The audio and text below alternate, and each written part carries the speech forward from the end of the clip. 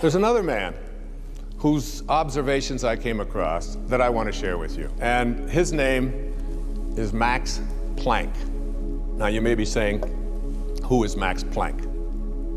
Max Planck was given the Nobel Prize in Physics many years ago in Stockholm for his work on the atom. He, along with Einstein, was considered to be one of the greatest scientific minds on the planet. Now, these are the people who need hardcore data. They don't want to hear about hocus pocus and sorcerers and connecting to intention and all of these kind of things. It has to be something they can measure, they can see. These are the people who are what we call operating out of the left brain.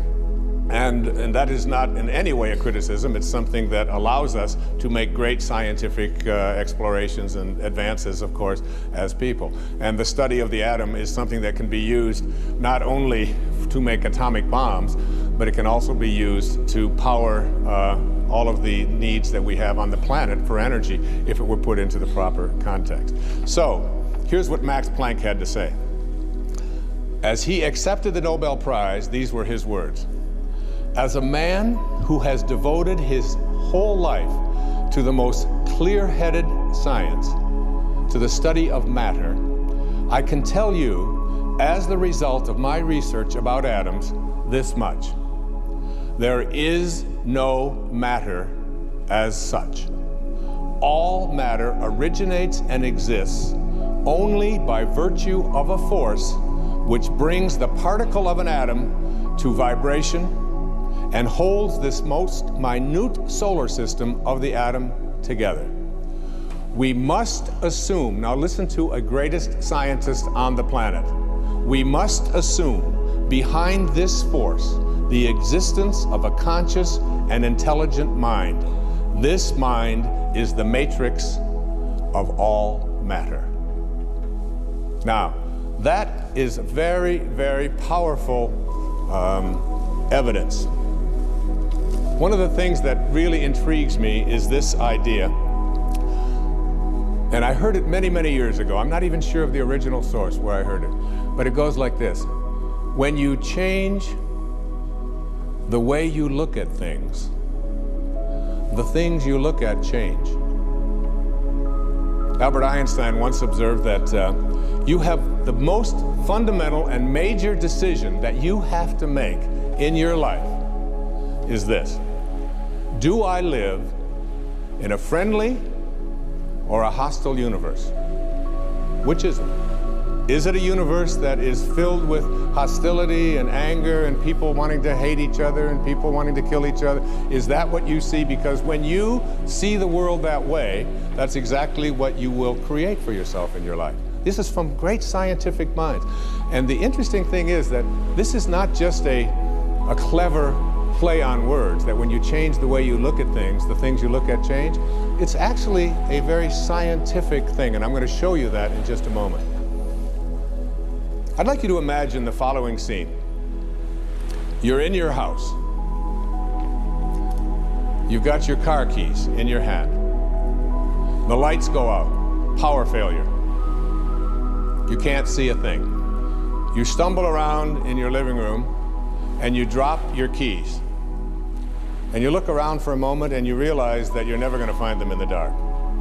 But you look outside and you notice that the street lights are on. So in your mind, a light bulb goes out. I'm not going to sit around here in the dark and grope around looking for my keys when there's a light on outside. I'm going to go out here under the street light and I'm going to look for my keys. Why are you laughing? This makes a lot of sense. So you're out here and you're groping around and you're looking for your keys and you're looking and your neighbor comes along and says, "What happened, Wayne?" "Well, I dropped my keys." "Oh, I'll help you look for them." And the two of us are now down here looking for our keys. And looking, finally he says to me, "Excuse me, but where did you drop your keys?" "Well, I dropped them in the house." He said, "You mean to tell me that you dropped your keys in the house and you're looking for them out here in the streetlight? Doesn't make any sense." And I said, "Well, it doesn't make any sense to grope around in the dark when there's light out here." Now you laugh and you think how silly that is, but isn't that exactly what we do when we have a problem, a difficulty, a struggle that is located inside, and we're looking for the solution outside, someplace outside of ourselves? It would be like going to the doctor and telling him all of your symptoms, and the doctor says, oh boy, you've got a lot of symptoms. And he starts writing out prescriptions. You need a prescription for this symptom, you need a prescription for that symptom, and finally he gets this 4 or 5, and you go to walk out, and you say, well, I'd like my prescriptions. He said, no, I'll give this one to your mother-in-law, and I'll give this one to your neighbor, and I'll give this one to your daughter, and I'll give this one to your father. I mean, you're the one with the struggles and with the difficulties, and expecting somebody else to change or something outside of you to get better in order for you to make your life work at this level that I'm calling intention is something you have to really take a hard look at. It's in here. We have to see, the question isn't whether I'm connected to this field of intention. The question is, how ready am I to keep that connecting link absolutely corrosion-free? I used to ask the question many years ago, from studying philosophy and teaching it for many years, who am I? Who am I? I'm pretty much at peace with that now. I really think that who I am is a piece of the divine source, disguised as an author and a father and a writer and someone who delivers these kinds of talks and so on. It's all a disguise. I remember when someone asked Mother Teresa, what do you do every day in the streets of Calcutta?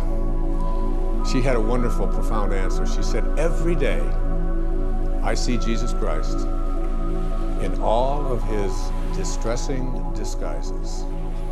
I see the unfolding of Source, the unfolding of God, the unfolding of Spirit in all that I encounter. And I see it in myself as well. And I see that and know that. That's not the question that bugged me the most. The one that puzzled me the most is, where did I come from? Where did I come from? You ever ask yourself that question? I used to ponder that. I can remember I lived in a series of foster homes for a while when I was a young boy, until I was about 9. And I lay out in Mount Clemens, Michigan. I would lay out on the grass, and I would look up, and I'd see these endless stars. There was an apple orchard out there. And I could just lie there on my back, and I'd just look up, and I'd say, where did I come from? Where did I come from? And it's not about reincarnation. I always liked Eleanor Roosevelt's response when they asked her if she believed in reincarnation. She said, I don't think it would be any more bizarre for me to show up in another lifetime than it was for me to show up in this one. Which always kind of made sense to me. You know? It's hard to figure all of this out. But where did I come from? Where did I come from? So you ask yourself this perplexing question, where did I come from? And most of us, when we think about that question, we come up with an answer. And the answer is, as hard as it is for us to even imagine, our parents did it. It's a tough one. But in one blissful moment, one drop of human protoplasm in some mysterious way collided with another, and life began in this microscopic dot. Now, I can remember years ago, we had 4 children in 7 years. And my daughter, my teenage daughter, Stephanie, at that time, she had to take on a lot of the helping responsibilities around the house when these babies just kept showing up. And we found out that we were going to have another child.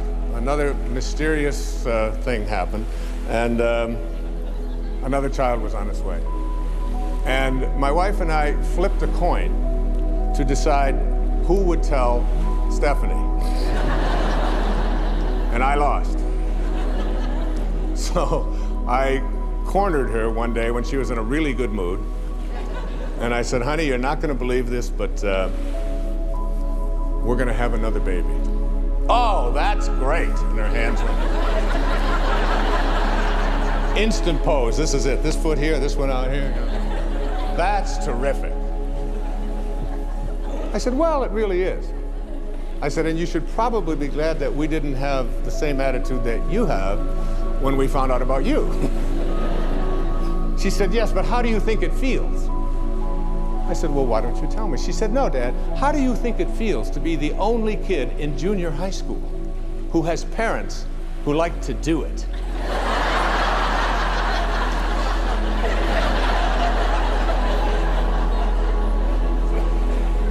And I said, Steph, I know this is going to be hard for you to accept, but Grandma and Grandpa do it. That is just sick. That's all I got. Oh, it's just storming out of there, man.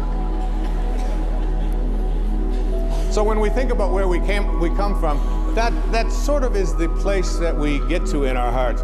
But just go back to that moment for a second and understand that, remember what I said earlier, when you change the way you look at things, the things you look at change. Just keep that idea in mind. Because if you go back to the time of your absolute beginning into the material world, you know that there was a microscopic dot. And this microscopic dot included everything that you needed for this physical journey. And you can't even see it with a microscope. It's just too mysterious and too mystical to even contemplate, isn't it? That something as tiny as you could get 1,000,000 of them on the head of a pin contains everything that you needed for this physical journey. Everything. Your birth was in there. The shape of your eye is in there. Your height is in there. The color of your skin is in there. I hold a hair up on the pillow and I say, and I've had this experience several million times. What held it in yesterday? And you must ask that question, like, what held them up yesterday, don't you? Or why was it black yesterday and it's gray today? Where did that one come from, or whatever? And all of these changes are in this microscopic dot. So what I'd like to do just for a few seconds here is to go back to take the microscopic dot that is your beginnings, in which there's a future pull that is created every face and every body and everything in here and everyone out there watching today. In that one instant miraculous moment, everything that you needed for this physical journey was in there. Too hard to comprehend, you just accept it. So now we take the dot and we look at the dot and we say, let's find the origin of the dot that began me. And you put it under a microscope and you turn up the magnification, and what you see as you turn up this magnification is you see molecules. And inside of those molecules are mostly particles, and these